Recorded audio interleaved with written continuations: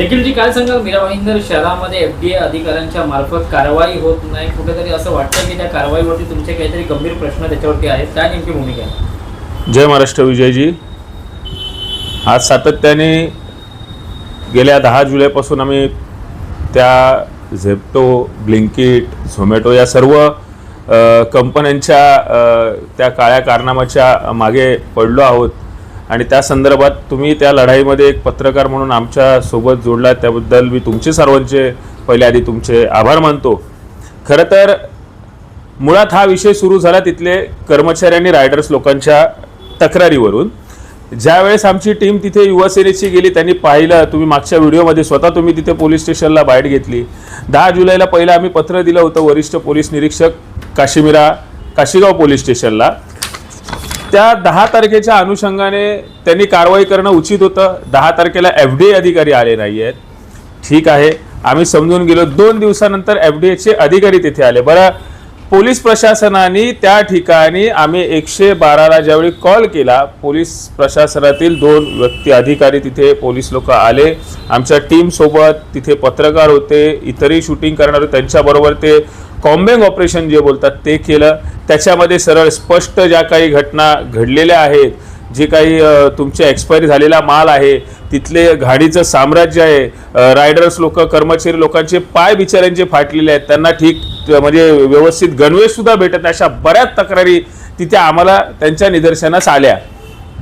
आमची अशी व्यक्तिगत इच्छा होती किंवा आमचे एक असं मागणं होतं की पोलिसांनी कमीत कमी एफडीए अधिकारी येईपर्यंत ते तिथला झेप्टोचा जो काही कारभार आहे, गलिच्छ कारभार आहे, हा तात्पुरता सील करावा आणि एफडीए अधिकारी आल्यानंतर त्यांनी पुढची कारवाई करत की तो गुन्हा जो घडलाय त्याला गुन्हा त्याचा नष्ट करण्यासाठी त्यांना वेळ मिळू नये.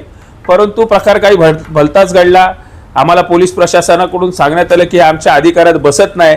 एफडीए अधिकारी म्हणाले आम्ही दुसऱ्या गुटक्याच्या कारवाईला होतो म्हणून आम्ही येऊ शकलो नाही. साहजिकच आहे, 2 दिवसानंतर एफडीएचे अधिकारी आले. तोपर्यंत ह्यांनी जे काही तिथलं त्यांचं साम्राज्य होतं घाणीचं, हे त्याचा सावरण्याचा त्यांनी प्रयत्न केला. एफडीए अधिकाऱ्यांनी नेमकी तिथे काय पाहणी केली, काय नाही, याच्याबद्दल आम्हाला कोणतेही लेखी आम्हाला पोलिसांमार्फत काही याच्या बाबतीत माहिती मिळाली नाही. जेणेकरून आमचा विषय असा आहे की जर आम्ही पोलीस प्रशासनाला लेखी पत्र देतो आहोत तर त्यांच्या अधिकारात काय नाही हे तोंडी न सांगता त्यांनी आम्हाला पत्र द्यावं, एवढी आमची एक माफक नागरिक म्हणून आणि एक या शिवसेना पक्षाचा एक छोटासे पदाधिकारी म्हणून आमची माफक अपेक्षा होती. तसं काशीगाव पोलीस स्टेशनमधून काही सहकार्य झालेलं नाही आहे.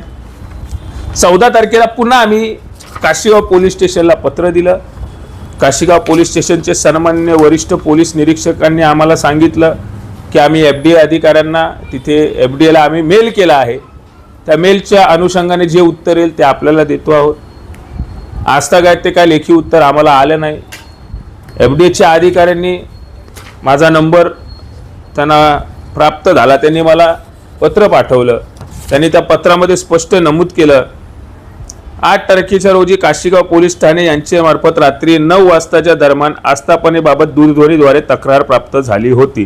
त्या अनुषंगाने आपल्याला मी सदर दिनांक ठिकाणी 9 रोजी कारवाई घेण्यात येईल असे कळवले होते. परंतु तदनंतर त्यांची जी काही 9 तारखेला होती तिथे ते दुसऱ्या कारवाईसाठी गेले. त्याच्यामुळे जी आमची कारवाई होती ती कारवाई तशीच त्याला स्थगिती भेटली.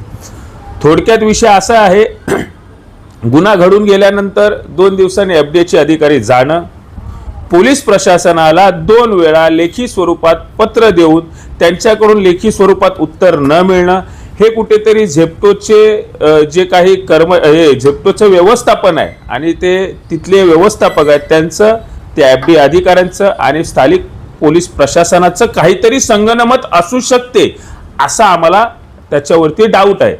त्याच्यामुळे आम्ही वारंवार ती मागणी करत आहोत.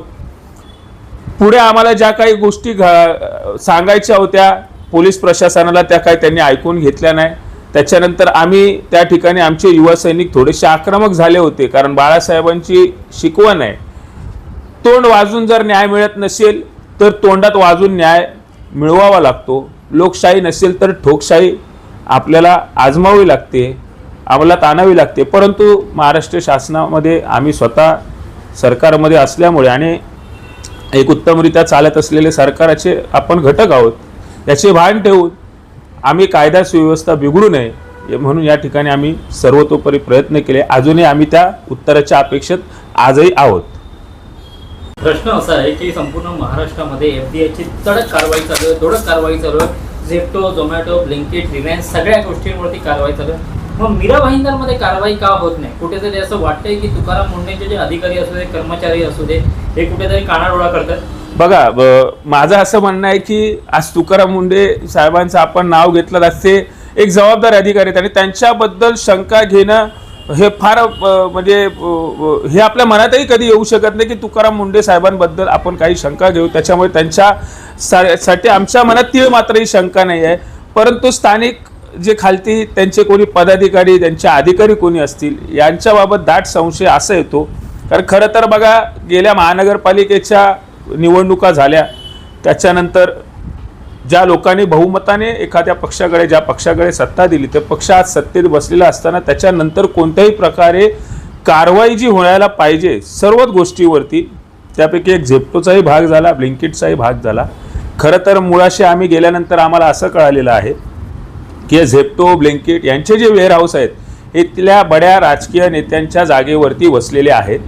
त्याच्यामुळे कुठेतरी त्यांना अभय भेटला आहे की यांच्यावरती कारवाई होऊ नये, याच्यासाठी ते आपल्या सत्ताच्या माध्यमातून इथं दबाव आणला जातो आहे.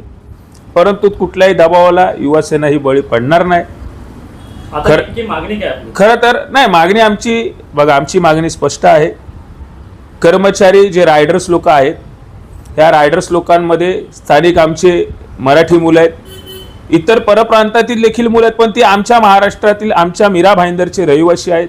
मग त्याच्यामध्ये कुठल्याही जातीमध्ये भेदभाव आम्ही बाळगत नाही, कारण त्यांना न्याय देणं मीरा भाईंदरच्या युवकांना आमचं कर्तव्य आहे. पण त्या 100 मुलांपैकी काही 2 ते 5 असे क्रिमिनल पोरं आहेत का ज्यांच्यामुळे 55 मुलांवरती त्याचा परिणाम होत आहे. त्याच्यामुळे कुठेतरी रायडर्स लोकांकडे लोकांचा बघण्याचा दृष्टिकोन हा चुकीचा ठरतो आहे. कारण शेवटी ते पोटासाठी काम करतात आणि पोटाला जात नसते, बाळासाहेबांनी सांगितलंय. आणि प्रत्येकाला न्याय देण्यासाठी आम्ही दिघे साहेबांच्या शिकवणीने आम्ही रस्त्यावरती उतरतो. म्हणून आमच्या प्रामुख्याने मागणी आहेत की जे रायडर्स लोक आहेत यांचं पहिल्यांदा तर पोलीस व्हेरिफिकेशन व्हावं. ह्या पोलीस व्हेरिफिकेशनच्या माध्यमातून जर ते इथे स्थानिक त्यांचा जर आपण कुठल्याही नोकरी संदर्भात जर पुरावा मागतो तर त्यांचा इकडे 15 वर्ष वास्तव्याचा दाखला त्यांच्याकडे पाहिजे. त्यांच्यावरती कोणत्याही प्रकारचे गंभीर स्वरूपाचे गुन्हे दाखल नसले पाहिजे. त्याच्यानंतर आपल्या स्थानिक पोलीस प्रशासनामार्फत त्यांची घरं इथं आहेत का ती बघितली गेली पाहिजे. हा पोलीस व्हेरिफिकेशनचा भाग हे करून दुसरं, ज्या कंपनी त्यांना कामावरती ठेवते हे फक्त निमित्त 24 तासाच्या तत्वावर ठेवते. कारण त्या दिवशी स्वतःच आमच्या युवा सैनिकांनी तो ॲप डाउनलोड केला, त्याच्यामध्ये लायसन भलत्याचा, त्याच्यामध्ये तो रायडर आमचा आहे तो भलता, त्याच्यामध्ये त्याचा आधार कार्ड भलता, अशा 3 वेगवेगळ्या भिन्न गोष्टी असताना सुद्धा त्याचा रायडर बनवून घेतला. म्हणजे ही किती कायदा सुव्यवस्थेच्या दृष्टीने गंभीर स्वरूपाचा हे गुन्हा ठरतो, हे आम्हाला तुम्हाला सांगायचं आहे. म्हणूनच येत्या काळामध्ये लवकरात लवकर आम्ही इथल्या स्थानिक DCPंना ह्याच्याबाबत पत्र देणार आहोत. हे पत्र देऊन सुद्धा आम्ही थांबणार नाही आहोत, कारण शेवटी त्रुटी दूर करणं या सरकारचं काम आहे. आम्ही सरकारमध्ये बसलेले सन्माननीय परिवहन मंत्री महाराष्ट्र राज्याचे प्रताप सरनाईक साहेब यांना आम्ही सांगणार आहोत की या इथे आपण जनता दरबार ज्यावेळी आपण घेतो त्यावेळी जनता दरबारमध्ये हे ब्लिंकिट, झोमॅटो, झेप्टो यांच्यासारखे जे एक्सपायरी किंवा आता डीमार्ट पण असेल, डीमार्टच्याही तक्रारी आल्या, त्याच्यामध्ये एक्सपायरी माल असतो, ह्यांना कुठे व्यासपीठ उपलब्ध नाही आहे FDA कडे तक्रार करण्यासाठी. तर जनता दरबार ज्यावेळी आपल्याकडे असेल तर त्या जनता दरबारात FDAच्या अधिकाऱ्यांना सुद्धा आपण बोलून इथल्या स्थानिक नागरिकांच्या ज्या समस्या आहेत, ज्यांना FDA कडे तक्रार करायचे, त्यांना ते व्यासपीठ आपण सन्माननीय मंत्री महोदयांच्या माध्यमातून आपण उपलब्ध करून द्यावं. आणि ज्यावेळी आम्ही FDAच्या अधिकाऱ्यांकडे तक्रारीसाठी जातो तर आम्हाला ठाण्याला जावं लागतं. आज मीरा भाईंदर शहर हे वाढतं शहर आहे, इथे आपण वेगळं RTO दिलेलं आहे, इथे वेगळं पासपोर्ट कार्यालयाचे आपण आपल्या सरनाईक साहेबांच्या माध्यमातून इथं काम होतं आहे. ST महामंडळाचं वेगळं कार्यालय इकडे होतं आहे. त्याच पद्धतीने FDAचं इथे कार्यालय नवीन सुरू व्हावं, याचंही मागणीचं पत्र आम्ही लवकरात लवकर देणार आहोत. पुढच्या मंगळवारी कदाचित कॅबिनेटची बैठक असेल, त्याच्या अगोदर आम्ही सन्माननीय मंत्री महोदयाने पत्र देऊन या मागण्यांची पूर्तता करण्यासाठी त्यांना विनंती करणार आहोत. याच बाबतीमध्ये मी सर्व नागरिकांना आवाहन करतो की झोमॅटो असो, झेप्टो असो, ब्लिंकिट असो, इतर कुठल्याही कंपनी काही असो, आणि खास करून रायडर लोक जे माझे बंधू आहेत त्यांना मी सांगतो या 2 दिवसाचा तुम्हाला टायमिंग देतोय. 2 दिवसात तुम्ही पोलीस व्हेरिफिकेशन स्वतःच करा. पोलिसांना तुमच्याकडे यायला लावू देऊ नका. नाहीतर या 2 दिवसानंतर शासनाने, या पोलीस प्रशासनाने जर काही कारवाई केली नाही तर आम्ही सरकारमध्ये आहोत ह्याचंही आम्ही भान ठेवणार नाही. मग युवासेना आपल्या स्टाईलमध्ये कोणाला चोपाचोपी करायची नाही, ती चोपाचोपी आम्ही करणार. कारण लोकांच्या जीवाशी खेळ करणाऱ्या कंपन्यांना आम्ही सोडणार नाही. ह्यांचा वेअरहाऊस आम्ही बंद करून राहणार. मग तुम्ही किती पण ताकद लावा, याच्याशी आम्ही कॉम्प्रोमाइज करणार नाही. एवढीच मी करतो. आणि माझ्या रायडर बंधूंनाही सांगतो की ह्या लोकांच्या ह्याच्यामध्ये तुम्ही तुमचं करिअर वेस्ट करून घेऊ नका.